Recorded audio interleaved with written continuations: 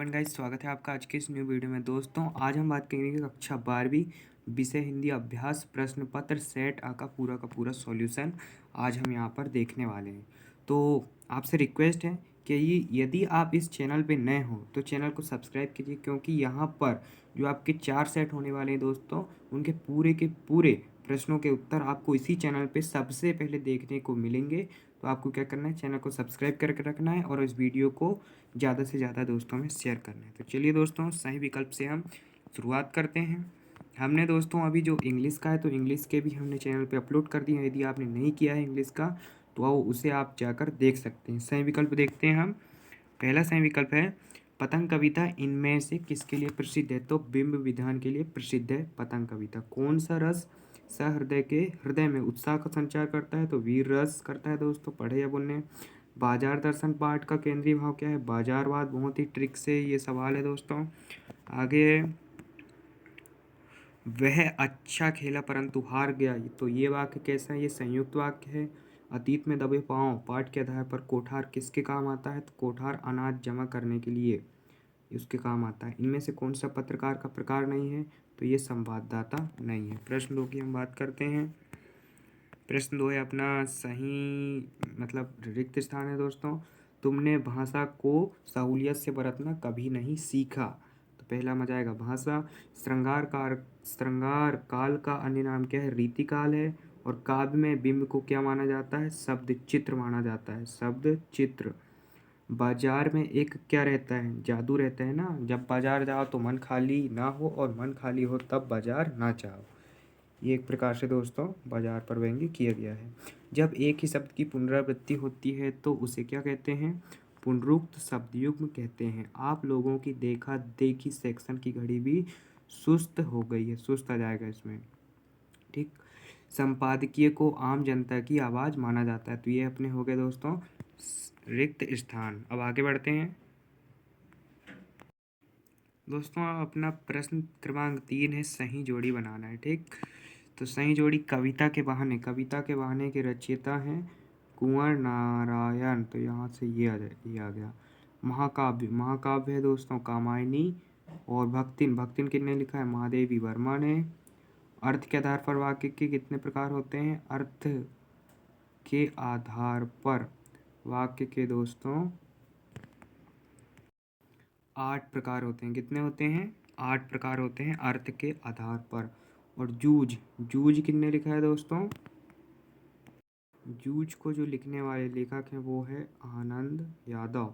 विशेष report का प्रकार ये क्या है? बैकग्राउंडर, ठीक। यदि आपको समझ में नहीं आई तो फिर से 10 20 30 सेकंड पीछे करके आप देख सकते हैं वीडियो को एक बार। और दोस्तों, चैनल को सब्सक्राइब करना ना भूलिए, क्योंकि आप 90% लोग देखते हैं और चैनल को सब्सक्राइब नहीं करते। इससे हमारा जो मोटिवेशन है वो थोड़ा कम होता है दोस्तों। इच्छा नहीं होती वीडियो बनाने की।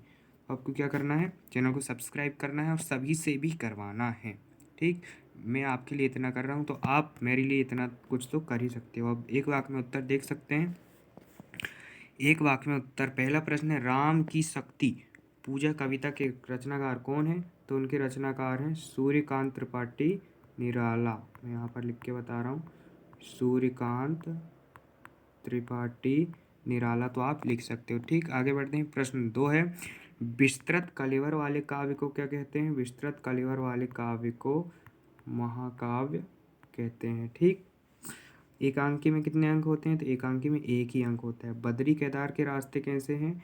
तो बद्री केदार के रास्ते दुर्गम है, ठीक।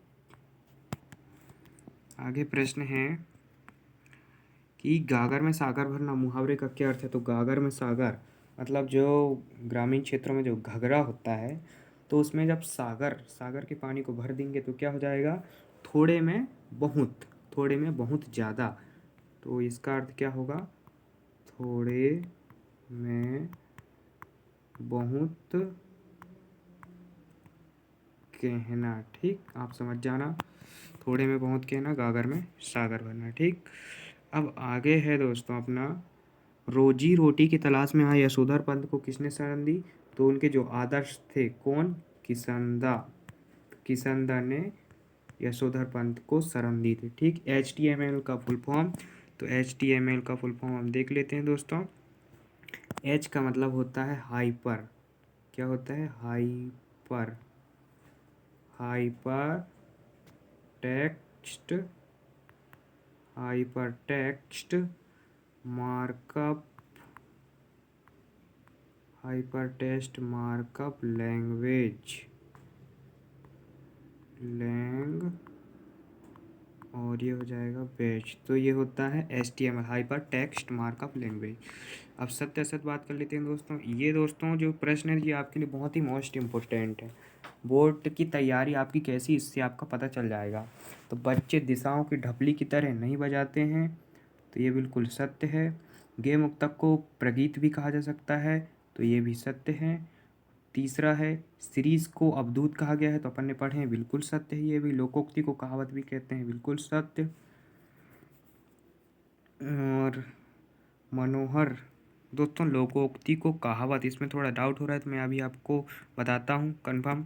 तो दोस्तों लोकोक्ति को कहावत भी कहा जाता है, तो ये बिल्कुल सही है। पांचवा, मनोहर श्याम जोशी को साहित्य अकादमी पुरस्कार से सम्मानित किया गया है, बिल्कुल सत्य। नाटक की मूल विशेषता समय का बंधन बिल्कुल ना होना है, तो बिल्कुल ये समय का बंधन, नाटक की मूल विशेषता समय का बंधन बिल्कुल ना होना है, तो ये कथन गलत दिया गया है दोस्तों।